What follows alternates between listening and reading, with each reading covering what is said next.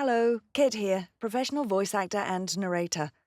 I've just started narrating a historical novel that's got me thinking about technological change and about how we retain language from previous technology even when it no longer directly relates to its replacement. Then, by a glorious coincidence, or serendipity, I came across the word that describes exactly this. So, if, like me, you occasionally come across words that you don't know how to say or their meaning, then I'm here to help. By the way, I got the dubious compliment from a client that they didn't use AI voices. I've left in any small mistakes here, so you know this is my real voice saying these words to help you. Okay, here we go. Lexicon, lexicant, lexican, with lexicate. Dial a phone number. Don't hang up the phone. Rewind. Fast forward. These are words and phrases we still use, but that relate to earlier superseded technology. Fixed landline phones featured rotary discs. You revolved to each number in the sequence, so you dialed the number. To end the phone call, you would hang up the receiver if it was a wall-mounted phone. You needed to rewind videotape backwards to get to the beginning or forwards to a particular scene.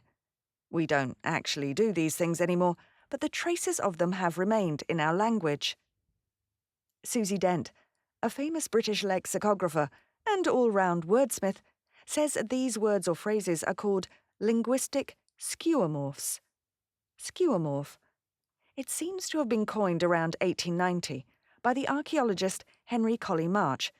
He combined the ancient Greek word skeuos, meaning container or implement, with morph, a reference to shape.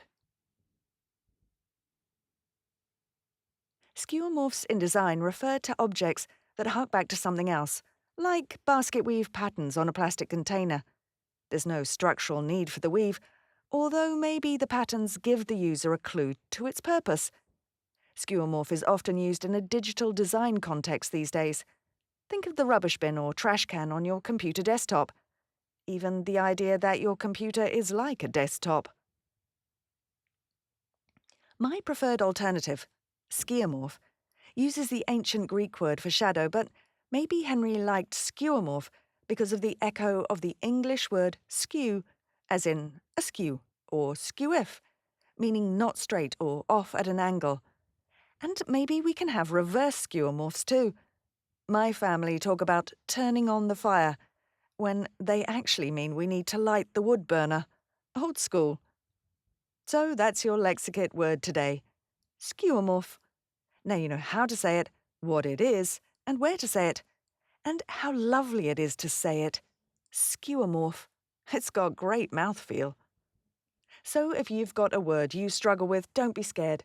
Drop me a line in the comments and I just might feature it next. Don't forget to turn on, tune in, and subscribe for more smart words made simple. And keep building your lexicate.